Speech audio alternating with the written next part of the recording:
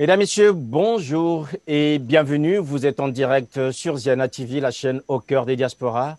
Nous serons cet après-midi au cœur de la capitale économique congolaise, Pointe-Noire, puisque mon invité y est et nous allons aborder cette affaire réputée et reconnue par tous les Congolais, ce qu'on appelle désormais l'affaire Asla Luzolo au PH. Que se passe-t-il exactement? Vous le savez depuis quelques années.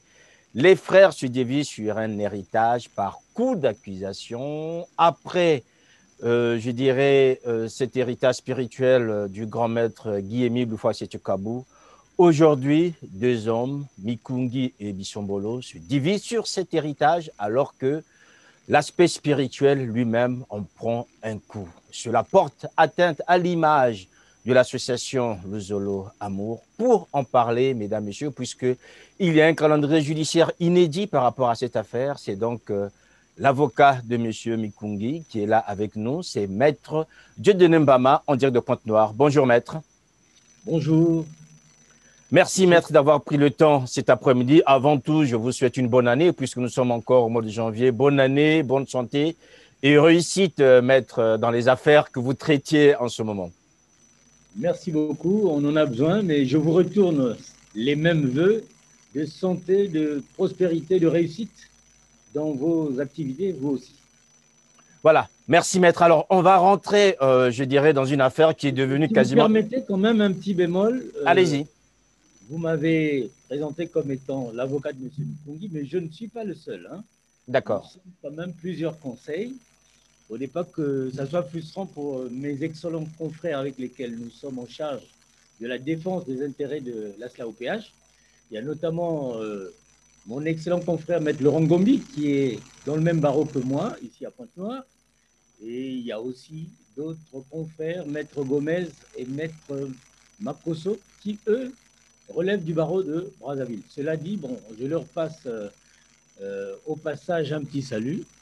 Donc voilà, aujourd'hui, c'est moi qui ai été choisi. Non pas que je sois le seul, mais bon, c'est parce qu'il fallait bien qu'il y en ait un parmi nous qui puisse répondre à votre invitation. Voilà donc Voilà. la petite précision que je tenais à apporter. Merci, Maître, pour ces précisions. Alors, on va déjà essayer de poser les choses d'une manière assez simple. Maître, est-ce qu'il s'agit de l'affaire OPH Luzolo Amour ou c'est une affaire Mikungi Bisombolo? Bon, pour répondre à cette question, je dirais que l'ASLA OPH, en tant que communauté religieuse et culturelle, en elle-même, depuis ses origines, en tout cas depuis les fonds baptismaux de l'association de l'amour, il n'y a jamais eu deux associations de l'amour. Et il se trouve qu'il y a un conflit, n'est-ce pas, qui est un conflit de pouvoir, puisqu'il y a aujourd'hui deux tendances, une qui est sous la direction de M. Charles Mukungilundu, d'une part, et il y a une frange, je dirais, dissidente à la précédente, qui, elle, est dirigée par M. Bikindu Bissombolo Jean-Pierre.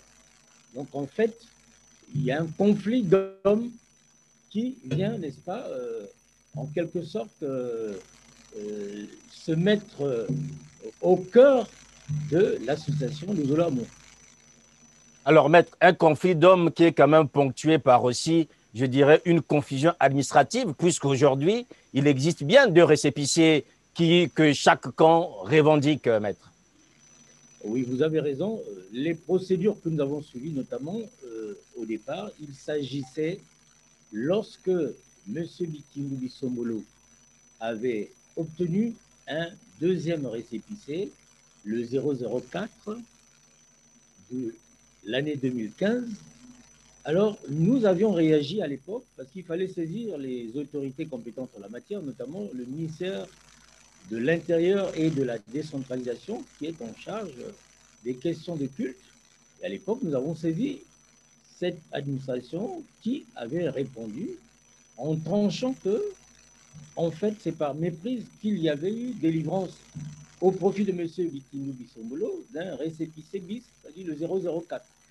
Et que désormais, après avoir constaté cette méprise, le ministère de l'Intérieur et de la décentralisation avait réhabilité l'unique et le seul récépissé valable, celui, donc, le numéro 884/83 du 15 avril 1983, qui est celui qui était le seul récépissé, en tout cas, depuis les fonds baptismaux de la SLA OPH, qui était sous le contrôle de son grand maître, Guémy Loufa-Sétienne.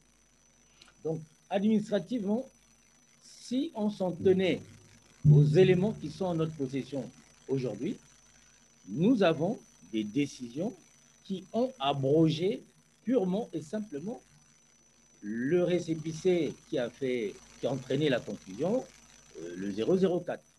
Mais, entre-temps, vous savez que Bikini Bissomolo, il s'arrange de son côté aussi à entretenir cette confusion. Et notre mission, c'est à chaque fois qu'il est nécessaire d'apporter, n'est-ce pas, cet éclaircissement.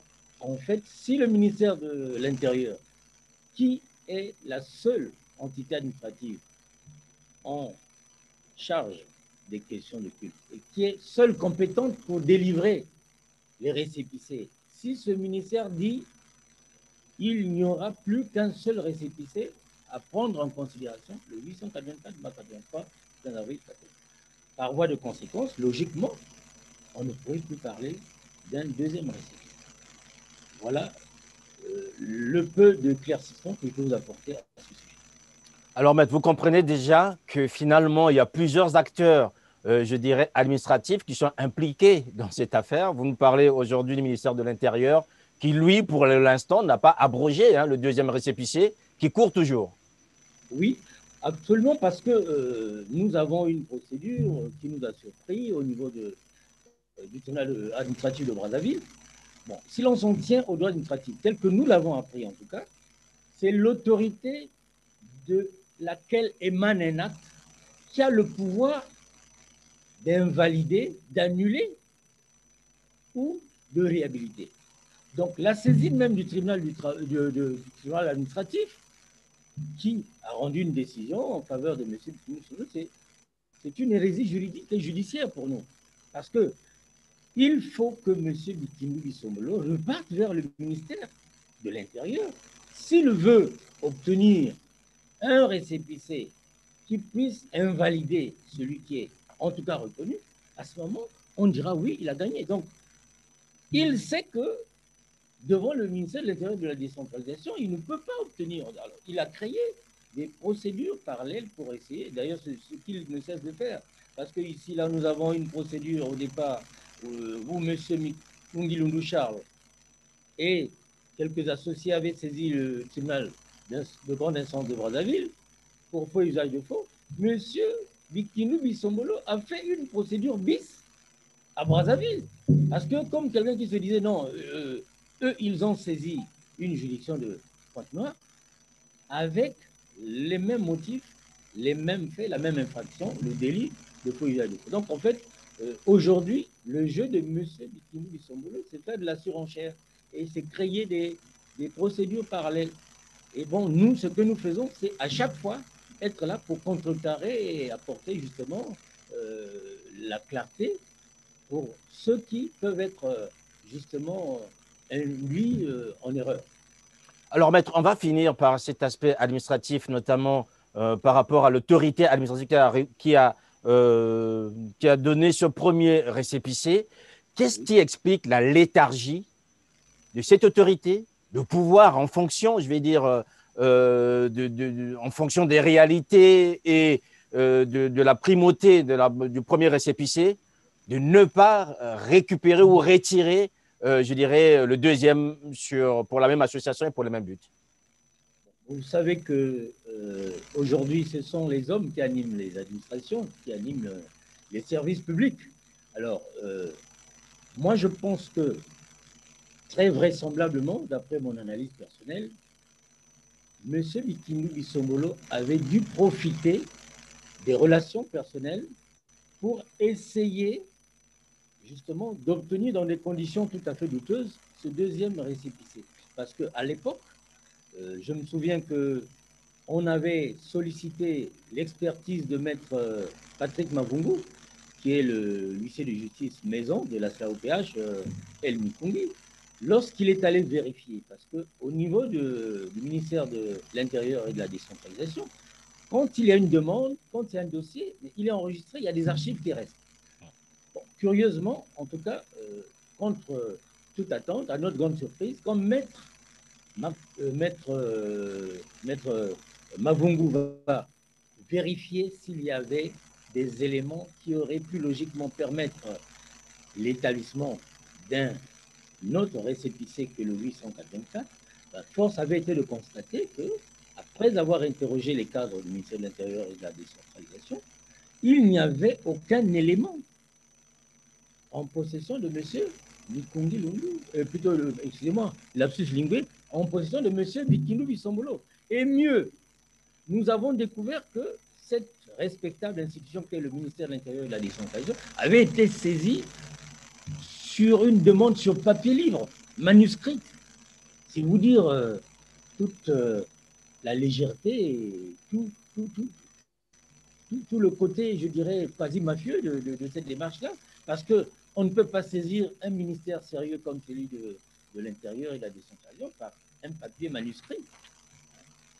Donc aujourd'hui, vous voyez qu'à ce moment-là, c'est même après ces vérifications, après cette clarification, après les investigations que l'ASLA avait faites au niveau de l'aile Mikoundi, où l'huissier a même dressé un procès verbal de constat disant que lorsqu'il a demandé sur la base de quoi M. Bikinou Bissombolo avait pu obtenir ce récépissé décrié aujourd'hui, le 004, en tout cas, on avait constaté qu'il y avait là, en tout cas, une véritable bavure administrative, si on peut l'appeler ainsi, parce qu'il y a une démarche, il y a une procédure à suivre pour pouvoir se faire enregistrer. Vous voulez aujourd'hui vous faire enregistrer comme une association, une organisation religieuse, il y a un certain nombre de règles à respecter, il y a une liste des pièces que vous devez fournir, il y a les statuts et tout ça. Donc voilà un peu ce que nous pouvons mettre à votre disposition comme explication. Alors, maître, par rapport à ces bavures administratives, vous en conviendrez avec nous que M. Bissombolo, je dirais, présente toujours ce récépissé comme étant l'acte qui lui permet, je vais dire, d'engager autant de procédures dans l'affaire qu'est la vôtre, je vais dire. Ce récépissé n'ayant jamais été revoqué par l'autorité administrative, ce qui signifie que M. Bissombolo peut toujours s'en prévaloir. Non, là, je crois qu'il y a un malentendu. Allez-y.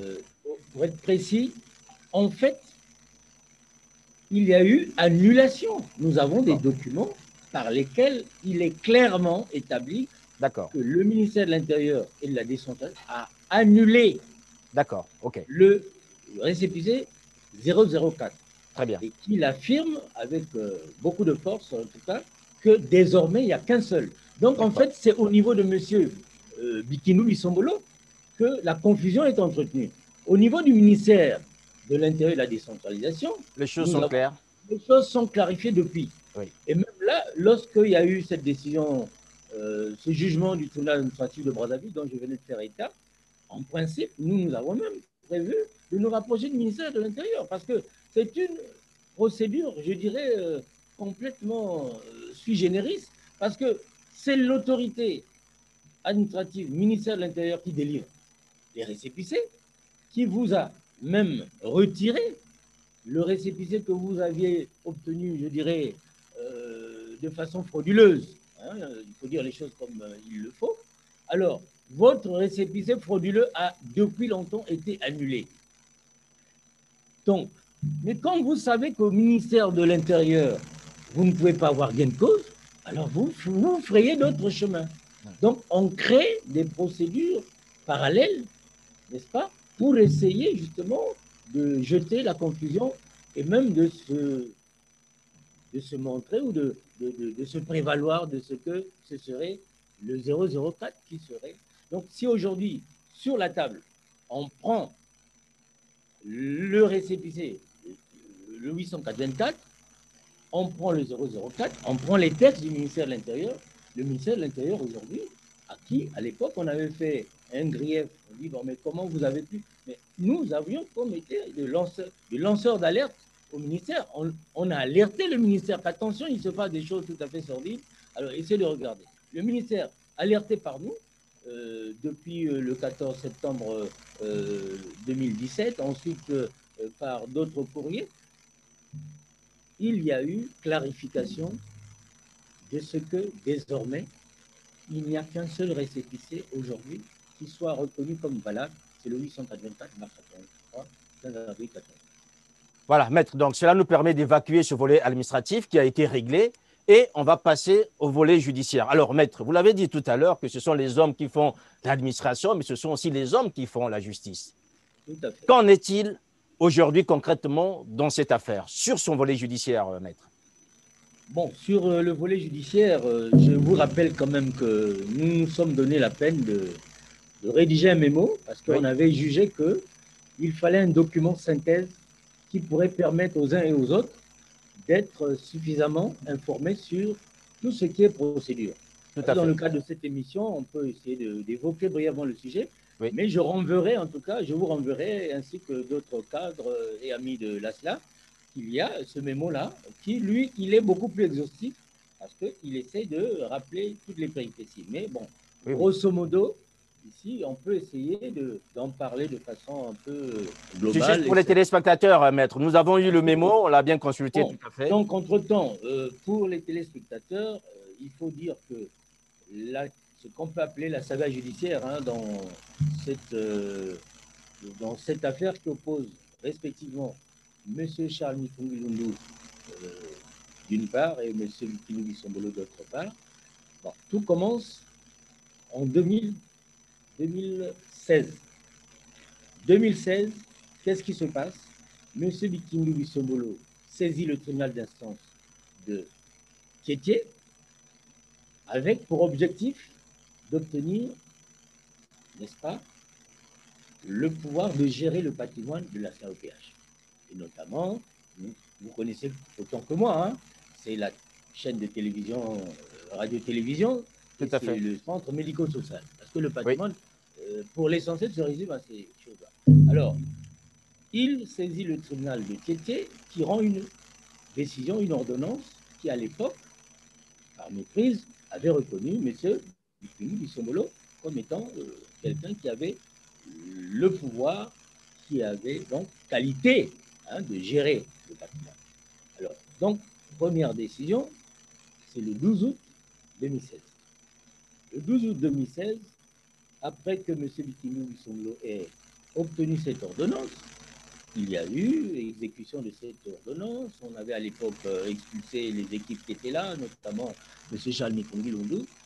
Mais entre-temps, il se trouve que, comme la loi permettait d'exercer des voies de recours, M. Charles Mikungi Lundu avait initié une procédure qu'on appelle une procédure de rétractation, c'est-à-dire repartir devant le même juge avec des informations qui lui avaient échappé, en lui disant certainement, vous n'avez pas toutes les informations, sinon vous ne pouviez pas prendre une telle décision.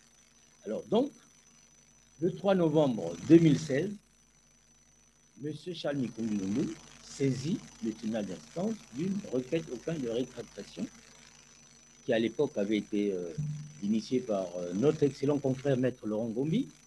Et cette procédure de rétractation aboutit à une ordonnance du 3 novembre 2016. Autrement dit, l'ordonnance gagnée par M.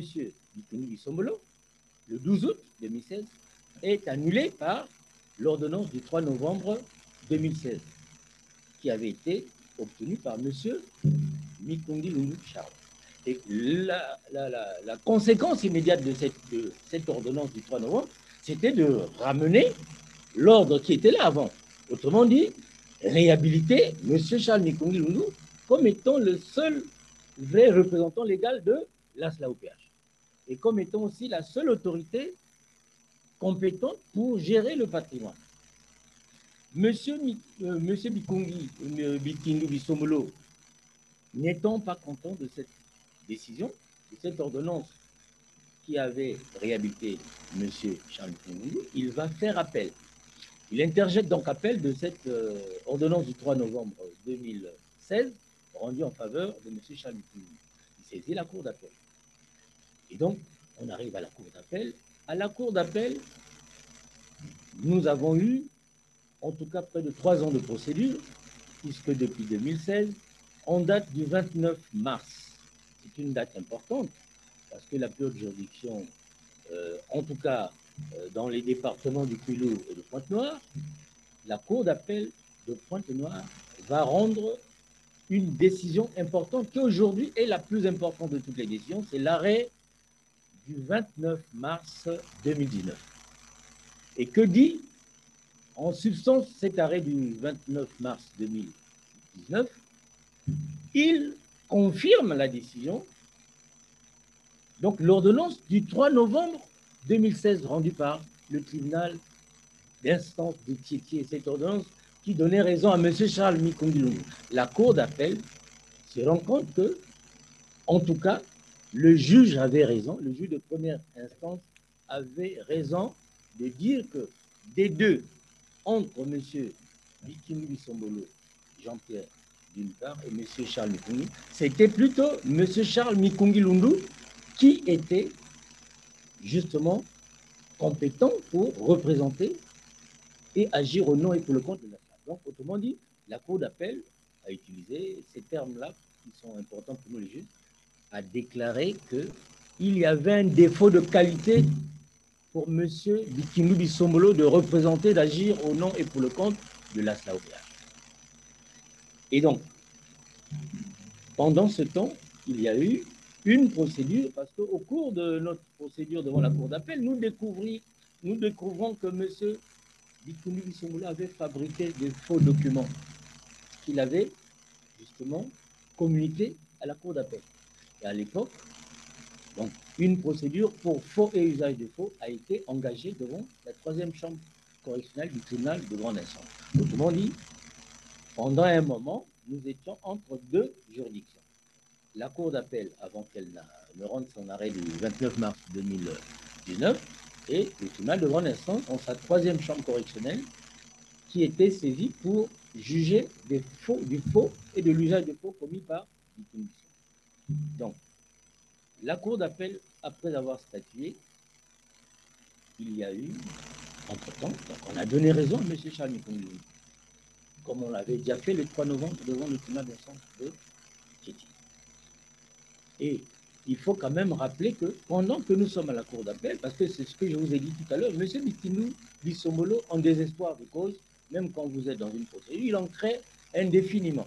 Parce que, imaginez ce qui s'était passé pendant qu'il avait saisi la Cour d'appel de Pointe-Noire pour qu'elle puisse annuler la décision, l'ordonnance du 3 novembre 2016 rendue par le tribunal d'instance de Tiétié en faveur de M. Mikongi Lungu Charles. M. Bikimu Bisombolo, de son propre gré, avait aussi saisi le tribunal de grande instance. Pourquoi? Pour qu'il puisse obtenir l'homologation des décisions. Alors, lui qui se disait à la tête de la OPH, lui qui avait pris des circulaires au terme desquels il avait exclu M. Charles Mikongi Lungu ainsi qu'un certain nombre d'autres associés, alors, il va saisir le tribunal pour dire, bon, moi, j'ai pris des circulaires, mais je voudrais que vous, tribunal de grande instance, vous les confirmez. Alors, nous avons estimé que non, ça ne va pas. Vous dites que vous êtes le chef d'une communauté culturelle et que vous avez le pouvoir de révoquer les autres, notamment Charles Mikongi Lungu. Dans la foulée, il y avait près d'une dizaine, une douzaine de membres qu'il avait, n'est-ce pas, exclus. Mais le tribunal de grande instance, parce que ça, c'est une autre décision dont on ne parle pas beaucoup, parce que M. Mikongi, et puis M. Mikongi, quand il gagne il gagne des procès, on n'en parle pas beaucoup. Bikimu ne parle que des rares petits procès qu'il lui gagne. Or là, le tribunal de grande instance, qui avait été vigilant, a répondu à M. Bikimu Bisombolo.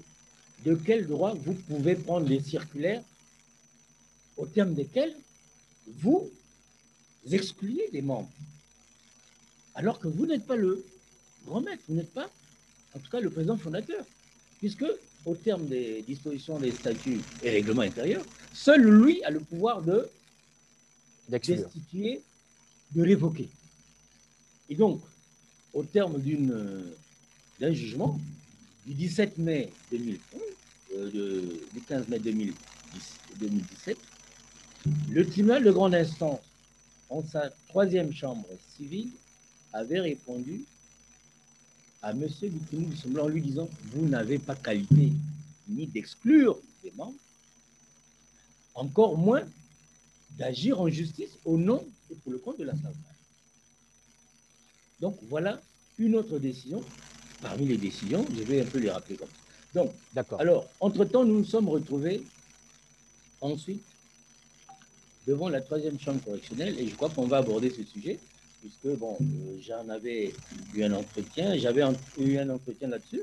C'est la dernière décision que nous avons eue au niveau de Pointe-Noire, c'est-à-dire le jugement de la troisième chambre correctionnelle du tribunal de grande instance de Pointe-Noire, dans le cadre de la procédure pour faux usage de faux que nous avions engagé contre Bikinou Bissombolo. Parce que dans son jugement du 13 novembre 2020, malgré tous les éléments de clarté qui avaient été mis à la disposition du tribunal, malgré les enquêtes que nous avons menées, puisqu'un transport sur les lieux a même été effectué à la morgue de Makelekele et au tribunal d'instance de Makelekele-Bakongo, nonobstant toutes les clartés, tous les éléments de clarté qui avaient été mis à la disposition du tribunal, à notre grande surprise, il a été décidé par la troisième chambre correctionnelle que Bikinou Bissombolo n'avait pas commis un faux, il n'avait pas non plus fait usage de faux, alors que toute la procédure, tout le débat dans ce procès-là s'articulait autour d'une circulaire du 26 décembre 2013 que M. Bikinou Bissombolo a attribué au grand maître. Donc, M. Bikinou, vous m'entendez? Je vous entends, maître, je vous entends. Donc, alors, dans ce dossier donc, de la troisième chambre correctionnelle, nous avons eu un débat qui s'articulait autour d'une note circulaire prétendument, d'après M. Bikinou Bissombolo, établie par plutôt le président fondateur, le grand maître Yémile Loufa-Setko. Donc, lorsque nous découvrons ces notes, en nous référant à tous les éléments qui étaient mis à notre disposition, nous nous sommes rendus compte qu'il y avait un problème. Puisque depuis longtemps, le grand maître ne communiquait ni par cassette, ni par circulaire. Alors, si les données pour n'étant plus visibles depuis 2008, comment, donc, en 2013, le grand maître pouvait-il avoir établi cette circulaire du 26 décembre 2013 qui pratiquement ressemble à un testament, puisque cette circulaire dit que désormais, en lieu et place du grand maître Yémile Loufa-Setko, le délégué permanent Bikinou Bissombolo remplaçait le grand maître et exerçait la plénitude de toutes les attributions du grand maître. Et notre enquête à Brazzaville, d'après tous les témoignages qui ont été recueillis, montrait que à cette date-là, il était archi impossible qu'il y ait une lettre du grand maître qui puisse donner tous ces pouvoirs-là à M. Bikinou Bissombolo. Et que c'est simplement l'œuvre des manœuvres frauduleuses de M.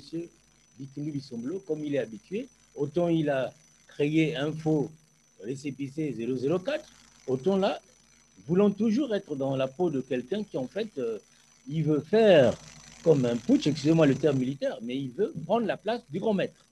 Alors, il lui fallait créer, imaginer un document prétendument signé du grand maître qui allait le consacrer comme étant désormais le remplaçant, il faut le dire, du grand maître Yémile Loufa-Setko.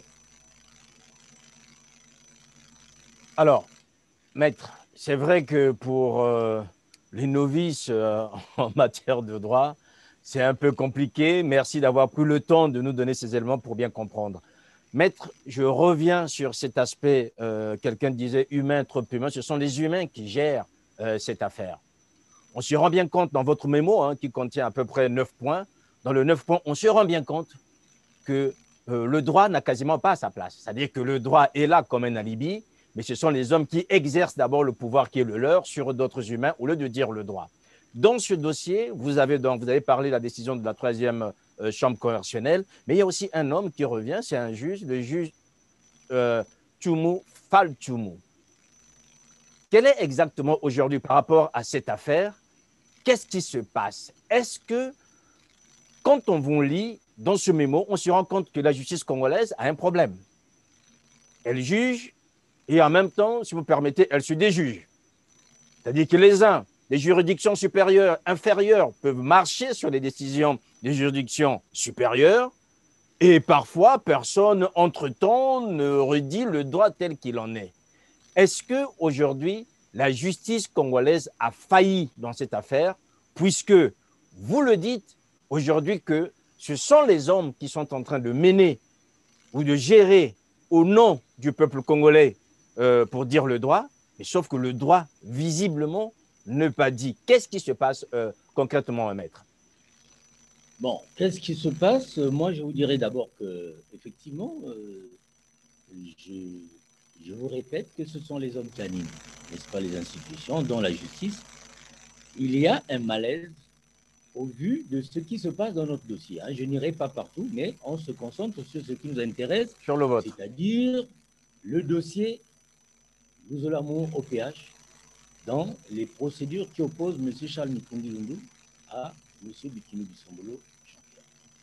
Effectivement, vous avez dit aujourd'hui, tout à l'heure, plutôt, excusez-moi, on a l'impression qu'il y a des décisions qui sont remises en cause. Effectivement, c'est ce qui s'est passé. Je vous prends ce qui s'est passé devant le juge Fall Tchoumu, puisque vous venez de parler de lui. Alors, à quel moment on se retrouve devant la 6e chambre? Parce que là-bas, chez le juge Tchoumu Fall, c'est la 6e chambre correctionnelle du tribunal de grande instance de Brazzaville. Lorsque M. Charles Mikongi Lundu engage une procédure pour faux et usage de faux sur la base de la pièce dont je viens de vous parler, c'est-à-dire la vraie fausse ou la soi-disant circulaire signée par le grand maître qui aurait donné plein pouvoir à Bikini Bissombolo. M. Bikini Bissombolo, lui, il est poursuivi à Pointe-Noire depuis février 2018. Pendant que lui, il est donc devant les juridictions de Pointe-Noire, il va à Brazza, il invente de toutes pièces une procédure parallèle à celle que M. Charles Mikongi Lundu avait engagée devant une juridiction de Pointe-Noire. Et sur quoi porte cette procédure? Il prend le même délit, faux et usage de faux. C'est-à-dire, autrement dit, M. Mikongi Lundu, Charles, aurait commis le délit de faux, aurait fait usage de faux. Alors, nous, quand nous partons devant le juge Fall, nous sommes munis de toute une batterie de décisions qui auraient pu dissuader le juge Fall même de continuer à juger cette affaire.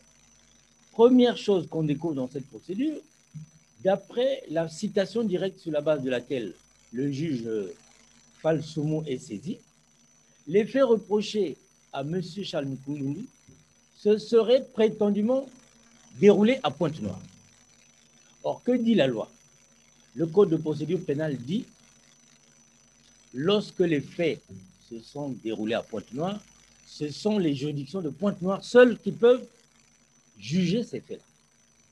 Nous avons soulevé ce que nous appelons en droit une exception d'incompétence territoriale ou incompétence rationnée matérielle. C'est-à-dire, nous disons, vous, le tribunal saisi, ce n'est pas le bon.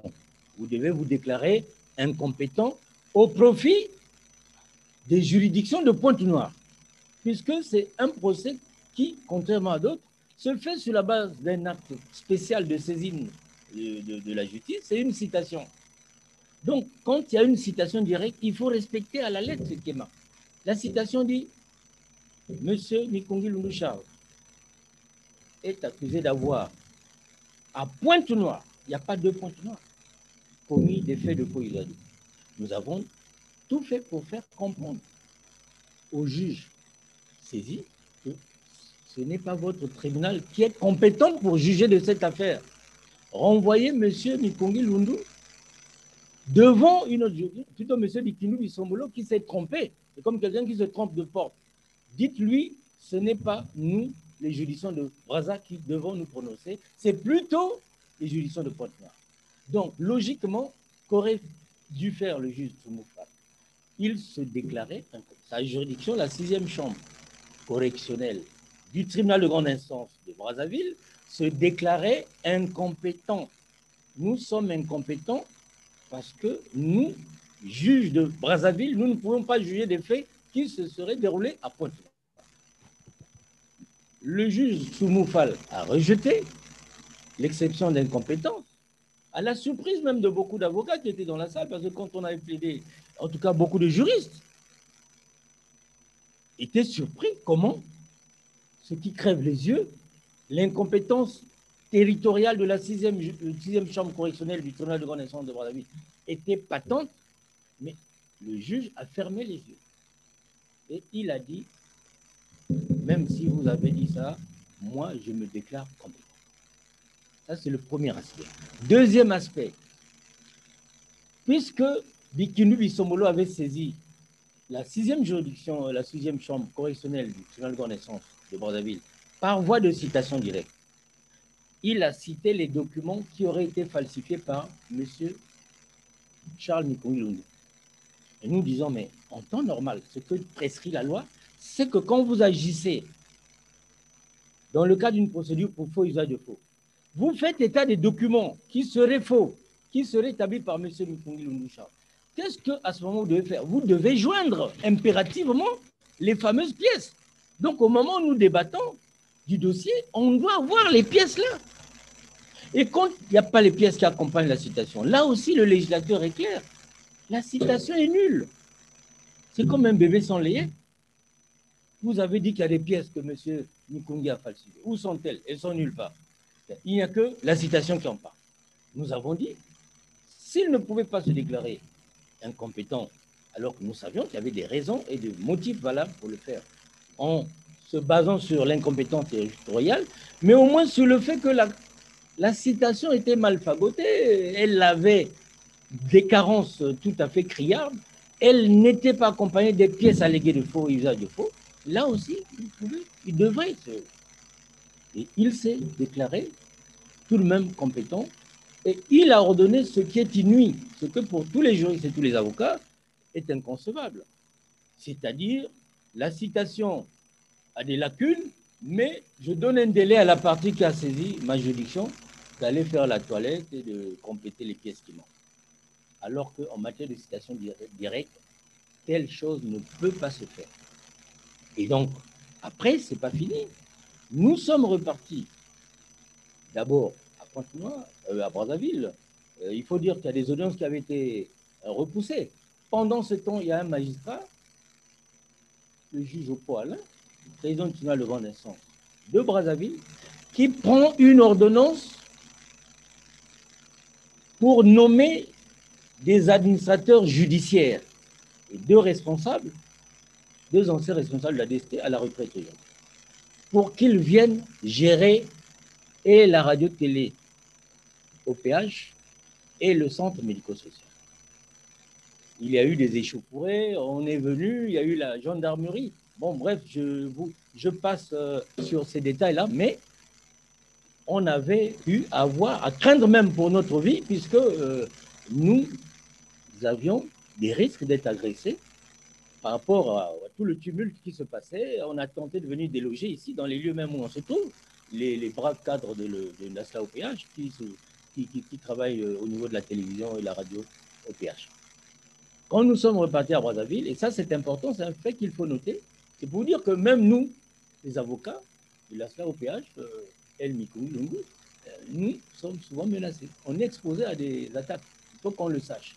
Parce que quand nous allons le 20 février 2020 devant la 6e chambre correctionnelle présidée par le juge Tsoumoufal, nous avions jugé utile, dans l'intérêt de notre client, M. Charles Mikungilungu, de soulever d'autres exceptions, ce qui nous est quand même permis par la loi. En tout cas, coup de théâtre. Voilà un juge qui dit, vous deux là, Maître Mbama et Maître Ngombi, je peux vous envoyer à la maison d'arrêt. Et c'était vraiment un moment où il y a eu une onde de choc. Beaucoup d'avocats étaient complètement consternés. Vous allez envoyer 2 avocats qui n'ont fait que leur métier à la maison d'arrêt de Brazzaville. Motif pris de ce que c'est eux qui empêchent qu'on juge vite l'affaire. Cette affaire devait être jugée depuis longtemps. Vous savez, je peux vous envoyer à la maison d'arrêt. Et là, ce jour-là, ajoutez à cela une autre phrase de ce juge qui dit à M. Charles Mikungwi Lundu, moi j'ai dans mon téléphone, j'ai des éléments qui me permettront de vous...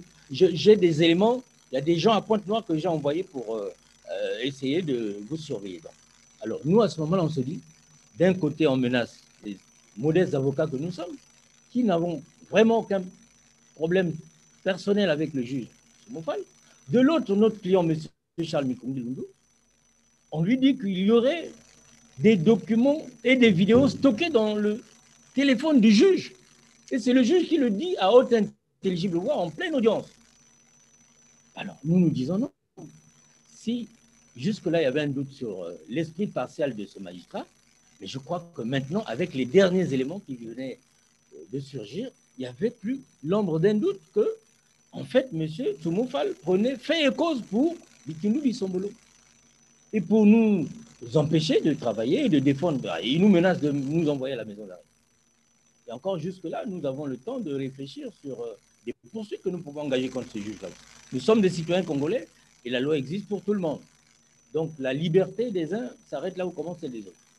Donc, cela dit, étant donné que nous n'avions plus vraiment de doute sur le fait que rien ne sortirait comme décision tout à fait impartiale, la loi nous autorise, le Code de procédure pénale, notamment en son article 590, dit si un juge montre des actes de partialité, si manifestement il montre qu'il penche du côté d'une partie, alors la partie qui se sent lésée a le droit d'engager ce qu'on appelle une requête aux fins de récusation, c'est-à-dire saisir l'autorité hiérarchiquement supérieure pour dire le juge là a montré qu'il ne peut pas juger de façon tout à fait neutre cette affaire et nous préférons que vous puissiez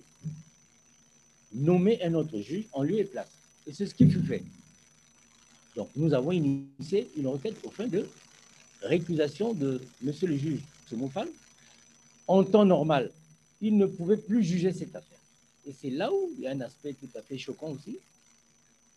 Il a d'abord suspendu la procédure. On se dit, on attend donc la suite de monsieur le premier président de la Cour d'appel de Brazzaville, puisque c'est lui qui, de par la loi, a le pouvoir de dessaisir le juge Toumoufal et de nommer un autre juge. Malheureusement, à notre grande surprise, contre toute attente, le 24 décembre, alors même que l'inspection générale des juridictions, qui est l'organe qui effectivement régule les comportements des juges et des juridictions et qui est là pour essayer d'intervenir quand la loi est mise à mal, nonobstant notre requête aux fins de récusation du juge Toumoufal, qui normalement ne permettait pas au juge Toumoufal de juger cette affaire, nonobstant la saisine de l'inspection générale des juridictions, parce que M. Toumoufal, on l'appelle par l'inspection générale. Il ne daigne pas se présenter. Il nargue cette institution respectueuse qu'est l'inspection générale des juridictions. Et donc, le 24 décembre, coup de théâtre, il rend une décision, un jugement, au terme duquel il condamne M. Mikungwi Lundu, il le déclare coupable de fait de faux usage de faux, et il le condamne à payer à Bikindu Bisombolo, en tout cas, la faramineuse somme de 50 millions de francs CFA pour soi-disant préjudice subi. Et le même 24, nous découvrons, heureusement au moins pour ce volet-là, que la Cour suprême aussi, en sa deuxième chambre civile, allait rendre une décision. Alors, la coïncidence du calendrier, on s'est dit, bon attends, mais même si c'est un hasard, on dit que c'est un hasard savamment aidé où on a voulu fait coïncider. Donc, décision du juge Toumou, décision de la deuxième chambre civile. Alors, qu'est-ce que nous avons fait? On a estimé qu'il fallait d'art immédiatement, avant même l'audience, ce matin-là du 24 décembre 2020, de la deuxième chambre civile de la Cour suprême du Congo, que nous initions un courrier sollicitant le rabattement du délibéré. Parce que, à notre connaissance, on n'a jamais eu une audience dans cette procédure au cours de laquelle nous, avocats de Mikongi Louchal, aurions pu faire nos observations ou même déposer nos comptes. Certes, il y a un pourvoi en cassation, il y a aussi un mémoire en défense, mais il n'y a jamais eu d'audience. Alors, donc, nous avons cependant obtenu de cette deuxième chambre civile, la Cour suprême, que le rabattement soit accordé. On a accordé le rabattement, on a renvoyé cette audience à lundi 18 janvier 2021. Voilà ce que je peux vous dire sur cet aspect-là. Maître, en attendant l'audience du 18, on va essayer de rester sur ce que vous avez pu nous donner comme information dans le cadre de votre mémo. Nous avons d'un côté des magistrats qui s'assiedent sur le droit, de l'autre côté, je dirais, des avocats qui sont menacés. Entre-temps, on est quand même en droit de se poser.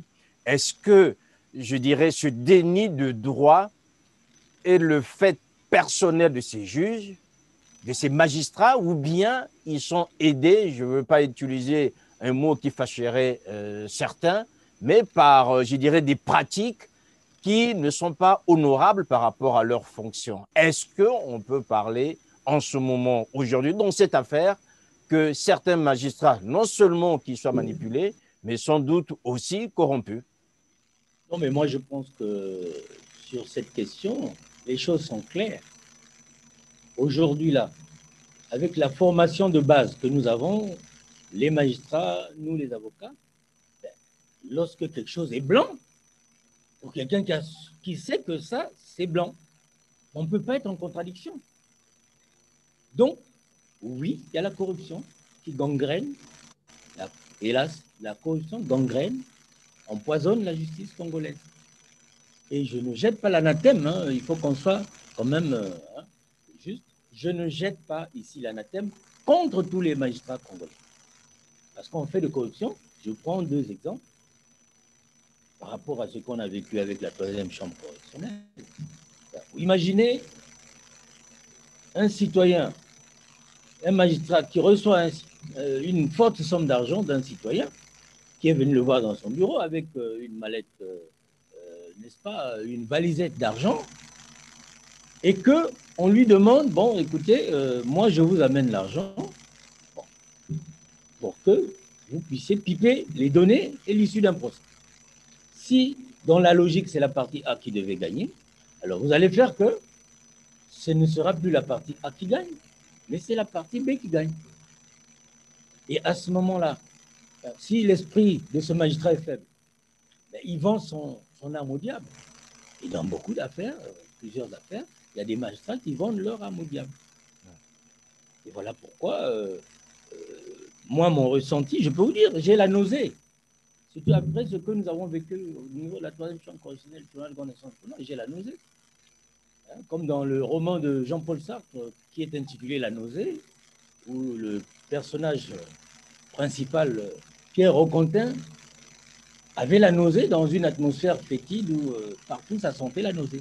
Aujourd'hui, quand vous avez un dossier que vous avez suivi, quand les arguments de droit ont été pertinents, quand toutes les enquêtes ont été effectuées, quand toutes les preuves ont été apportées, et qu'un juge vous dit non, bon, malgré tout ce que vous avez fait là, on a la nausée.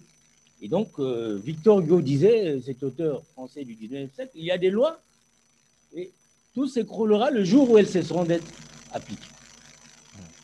Aujourd'hui, si on ne respecte pas la loi, effectivement, donc aujourd'hui, la corruption, elle existe. Je vous parle de deux cas. Il y a eu un cas, par exemple, où un magistrat reçoit une somme d'argent, il y aura une décision, mais il y a un magistrat, je vais vous dire, à qui on a apporté une valisette d'argent. Il a dit non, je dis le droit. Et ce magistrat-là a dit le droit.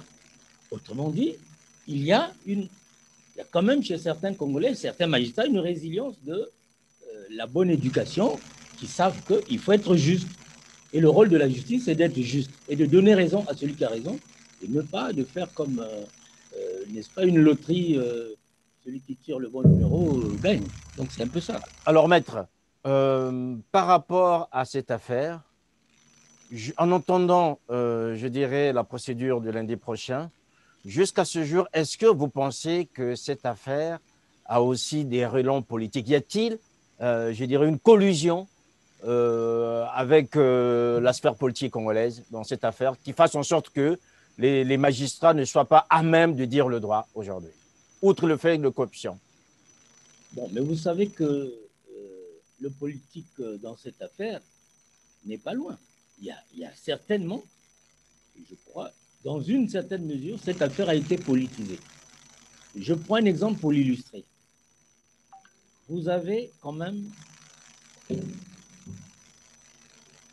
un magistrat qui sert à Pointe-Noire d'abord en 2017, qui reçoit une requête de M. Bikinou Bissomolo. À l'époque, ce magistrat, étant encore président de grande instance de Pointe-Noire, il déclare Bikinou Bissomolo irrecevable parce qu'il y a un défaut de qualité de Bikinou pour agir au nom et pour le compte de la SLAOPH. Ce magistrat quitte Pointe-Noire en 2018. Il est maintenant en fonction à Brazzaville. Dans la même affaire, où il avait rendu une décision, nous avons des pièces à l'appui. Ce magistrat qui désormais, même du point de vue de la compétence territoriale, n'est plus à Pointe-Noire pour gérer cette affaire. Il prend la liberté de prendre une décision pour nommer depuis Brazzaville des personnes qui viendront gérer en tant qu'administrateur judiciaire le patrimoine de la SLAOPH qui se trouve à Pointe-Noire. Donc, en l'espace de 2 ans, ils rend 2 décisions diamétralement opposées. La première, Bikinou n'a pas raison. La deuxième, non, Bikinou a quand même raison. Et donc, vous voyez bien que là, et on nomme qui? On ne nomme pas des gens qui seraient des membres de la SLAOPH. Et là où le bas blesse, c'est ça. On nomme 2 personnes qui sont très éloignées de la SLA, n'ont jamais eu une carte de membre de la SLAOPH, ne sont ni des fidèles ni des associés. Et on ne prend pas les gens là par hasard. C'est parce qu'il y a un statut. Ce sont quand même des hauts responsables de la police qu'on amène, qu'on veut mettre. Et entre-temps, muni de la décision de ce magistrat, lorsqu'il y a eu les premiers incidents à Pointe-Noire que nous allons déplorer, qui nous avaient même dissuadé d'aller à Brazzaville, un moment, mais ces personnes immédiatement nommées n'ont pas attendu. Elles sont venues. On a tenté de mettre dehors tous ceux qui travaillent à la radio. Et on est allé au siège n'est-ce pas, de la SAOPH, au site de prière, Mont Ararat. Il y a eu des mouvements, des gendarmes et tout. Donc, bref, c'est pour vous dire que c'est un climat malsain.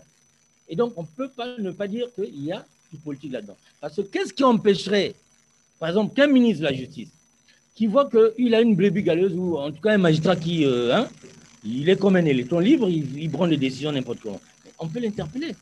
L'inspection de la justice est là pour ça, pour interpeller les magistrats qui sortent du droit chemin, qui sortent de l'éthique professionnelle de magistrats et de juges.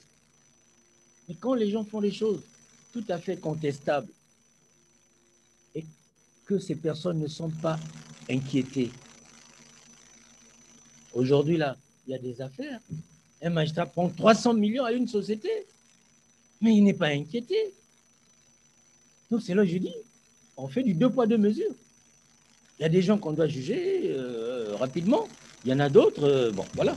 Donc, bref, je crois qu'il y a des relents de politique. Je ne dirais pas qu'il y a tel homme politique, hein, je pèse bien mes mots.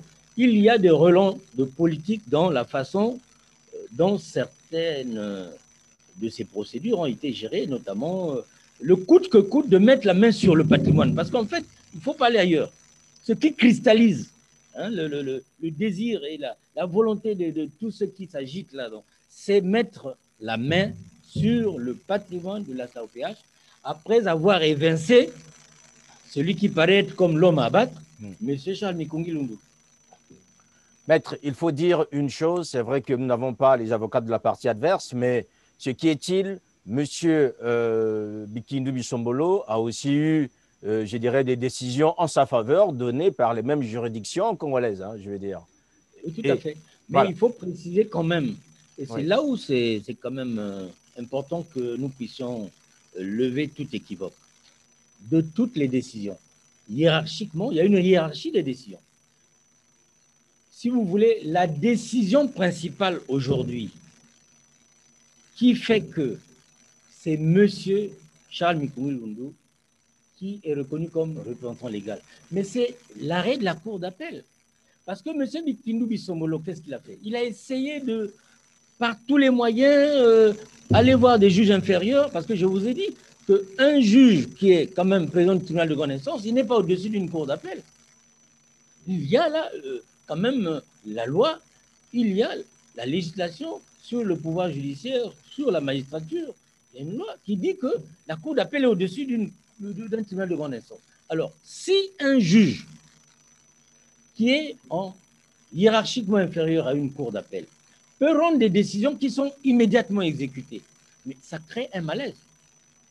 Donc aujourd'hui, là, les décisions gagnées par Mikinu Bissombolo, je ne conteste pas, mais elles ne pouvaient même pas être gagnées parce que je vous ai dit tout à l'heure, si la cour d'appel de Pointe-Noire a dénié toute qualité à Mikinu Bissombolo, mais le tribunal de grande instance, M. Tsoumoufal devait constater que non, il y a une juridiction supérieure. Et en plus, il y a un arrêt. Donc, un tribunal de grande instance ne peut pas renverser l'arrêt rendu par une cour d'appel. Et de surcroît, il y a des réquisitions de M. le procureur général près la Cour suprême. Donc, c'est le dernier, le plus haut gradé de tous les procureurs qui a dit non.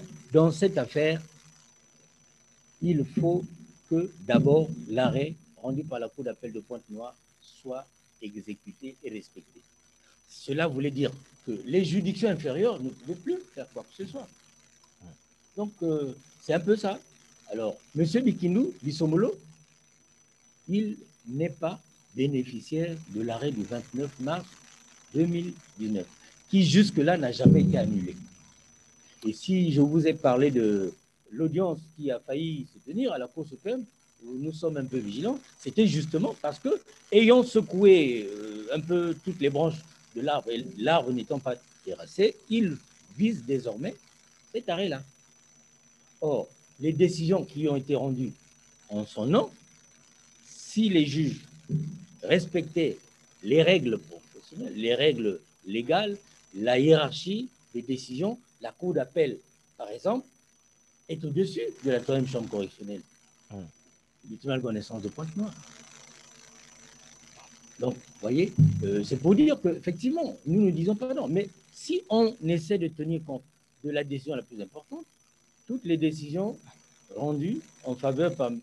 Mikilo Bissombolo ne peuvent pas supplanter l'arrêt de la Cour d'appel de Pointe-Noire, qui jusqu'à ce jour produit ses plaintes et entiers.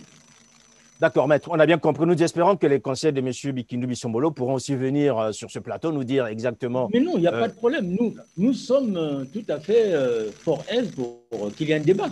D'accord. Qu'il y ait, que le commun des Congolais soit éclairé au maximum sur les tenants et aboutissants de ce dossier. Voilà, donc nous les invitons à ce débat, puisque vous êtes ouverts, nous les invitons à ce débat afin que le public lui aussi puisse, je dirais, bien comprendre cette affaire. Alors, maître, c'est vrai qu'aujourd'hui, en vous entendre, on se demande qu'est-ce qu'on va faire avec le droit. C'est-à-dire que quand on en est là dans cette affaire, on fait quoi avec le droit? Aujourd'hui, vous avez vu du côté de l'association, il y a une pétition qui a été lancée interpellant les hautes autorités du pays, que ce soit le président de la République, le président du Sénat ou encore de l'Assemblée nationale.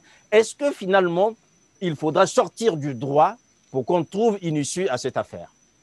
Puisqu'on voit les dés sont pipés, maître. Oui, c'est une question très, très intéressante et très pertinente. Et ça nous ramène à ce que nous venions de dire, ce que je venais de dire tantôt. Si vous voyez qu'il y a une pétition, on s'adresse, n'est-ce pas, au président de la République et à certaines autorités, mais c'est parce qu'on se dit puisque la justice est un peu, je dirais, dans une espèce de Balbutiante, malaise. on va dire, pour être gentil. Voilà. Balbutiante, ouais. Alors, c'est justement dans ce désarroi-là de dire, mais si vraiment, malgré tout ce qui a été fait, on n'a pas la possibilité vraiment de respecter le droit et donner raison à celui qui a réellement raison, alors on se dit, en désespoir de cause. Donc c'est là où je dis, vous m'avez posé la question tout à l'heure de savoir s'il n'y avait pas de politique. Et si on saisit le chef de l'État, ne voyez-vous pas que on va vers la plus haute autorité politique? Donc forcément, ça confirme que dans cette affaire, il y a comme des relents politiques. Il y a des gens certainement qui ne peuvent être redressés peut-être qu'avec, sait-on jamais, hein, des semences venant hein, je ne fais pas l'apologie du politique, hein, Oui. mais j'explique seulement la motivation qui peut être celle de tous les frères et sœurs de l'ASLA qui ont pensé que, on ne sait jamais, on va saisir quand même d'une pétition les jeux de l'État. Alors, maître, est-ce que nous n'assistons pas là au deuil du droit? Il y a un de vos confrères, maître Boukhouta Diallo, que j'avais déjà eu sur ce plateau, qui disait qu'au Congo, dans certains procès, on ne va pas les citer aujourd'hui, certains procès dits politiques qui ont eu lieu l'année dernière et les années avant, qu'on assistait au Congo au deuil du droit. Parce que là, si en désespoir de cause, les associés de Luzolo Amour font recours aux autorités politiques, c'est que maître, à un moment donné, convenez avec nous qu'on est en deuil du droit au Congo finalement. En tout cas, moi, pour vous répondre, je vais vous dire encore une fois que lorsque même nous, avocats, nous assistons à ce genre de situation, dans ces conditions-là, si on est avocat, bon, on se dit, la justice est en péril, ou il n'y a plus de justice. Or, la justice est le pilier fondamental d'un état de droit. C'est la pierre angulaire d'un état de droit. Mais si la justice balbutie, pour reprendre l'expression, le terme que vous avez employé tout à l'heure, alors vous voyez bien que la République est en danger quand la justice ne fonctionne pas comme il se doit. Parce qu'aujourd'hui, là, ce qu'il faut éviter, c'est d'entrer dans la situation du Léviathan de Thomas Hobbes, hein, c'est ce philosophe anglais qui disait, bon, la loi du talion, hein, œil pour œil, dent pour dent, chacun peut faire ce qu'il veut. Mais je pense que la justice, son rôle, c'est précisément de prévoir des règles que tout citoyen doit respecter. C'est comme disait Jean-Jacques Rousseau, le contrat social, c'est si ceci est interdit, il est interdit pour tout le monde. Et si tout le monde doit respecter, alors le corps social il se sentirait bien. En tout cas, la société serait sur, n'est-ce pas, des bases juridiques très stables. Et il n'y aurait pas, n'est-ce pas, l'anarchie, il n'y aurait pas, n'est-ce pas, le chaos. Parce qu'aujourd'hui, là, c'est ça. Nous dénonçons ces actes-là, en ce qui nous concerne, avec la dernière énergie. C'est pour que les gens se ressaisissent. Qu'un magistrat ne se dise pas, bon, voilà, je peux prendre 300 millions, et puis après, bon, comme je connais un tel, j'ai un parapluie, je ne peux pas être puni. Parce que c'est ça. Parce que la loi, elle est claire, la justice est claire. Aujourd'hui, le sentiment de révolte qui nous anime, c'est qu'on a l'impression qu'il y a certains citoyens qui pensent que la loi, on la contourne, on la malaxe, on la piétine, on peut s'asseoir dessus. Or, ce n'est pas ça. Parce que si ce genre de citoyens, on ne les ramène pas vraiment au respect de la loi, ben, entre-temps, ce serait le chaos. Et nous pensons, moi en ce qui me concerne, il y a des magistrats, cependant, il faut bien le rappeler, j'ai dit tout à l'heure, ce n'est pas tout le monde qui est corrompu.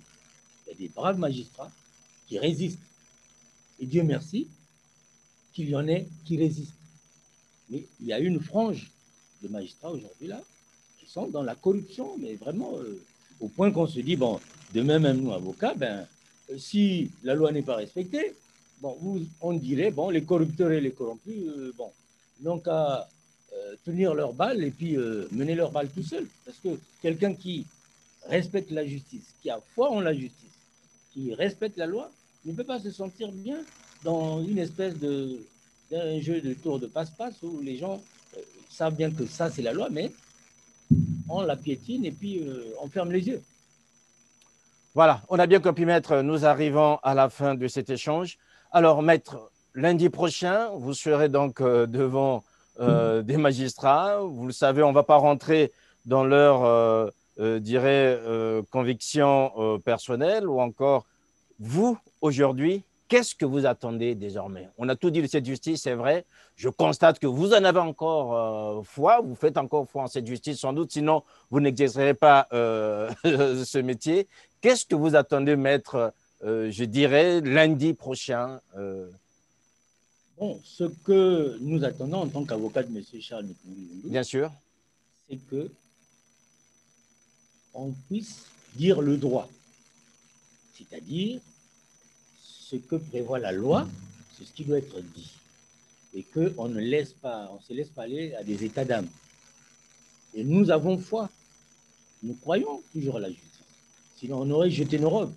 Mais je pense qu'à un moment donné, il faut qu'il y ait aussi des sonneurs d'alerte, des gens qui disent « Ah non, ça, il ne faut pas que les gens pensent qu'on n'est pas au courant. » Donc, ce que nous attendons, en toute confiance, nous savons que l'arrêt de la Cour d'appel de Pointe-Noire avait été rendu en disant le droit.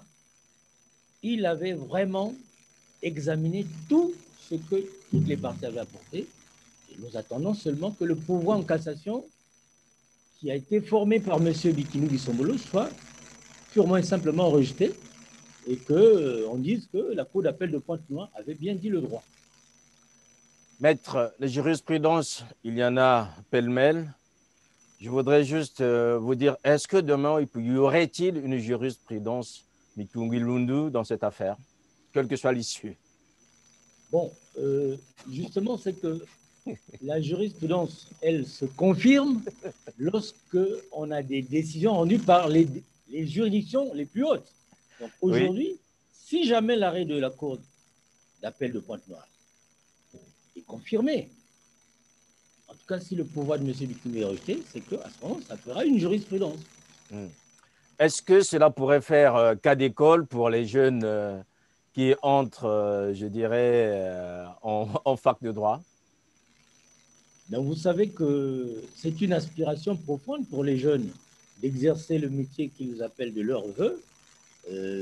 Moi-même, si j'avais choisi ce métier, c'est parce que, bon, avec mon éducation et tout, je me disais que, on doit se lever chaque fois qu'on est en face de l'injustice. Et donc, ces jeunes-là, je leur souhaite bon vent, mais tout en attirant leur attention qu'il faudra batailler dur, parce qu'on passe par des étapes parfois difficiles, mais qu'ils gardent leur foi et leur détermination, leur farouche détermination pour aller jusqu'au terme de leurs études et pour exercer le métier qu'ils ont choisi. Maître, nous espérons sans doute vous recevoir d'ici lundi en fonction des décisions qui seront rendues et surtout bien comprendre la détermination qui est la vôtre par rapport à cette affaire. Et nous espérons aussi que les avocats de la partie adverse pourront accepter cette fois-ci d'échanger sur l'espace public avec vous afin que l'opinion soit éclairée parce que désormais, en fait, c'est aussi l'opinion de se faire une idée. Si déjà on sent ces balbutiements auprès des magistrats, il faut peut-être que l'opinion, maintenant les hommes politiques, les hautes autorités politiques sont saisies et pourquoi pas l'opinion aussi de se faire sa propre idée par rapport à cette justice que nous chérissons tous, que le Congolais chérisse, mais qui parfois, dans cette affaire, on constate bien qu'il y a des balbutiements. Merci encore, maître, d'avoir pris le temps ce soir pour nous éclairer dans cette affaire. En tout cas, c'est moi qui vous remercie et merci beaucoup et à la prochaine. Voilà.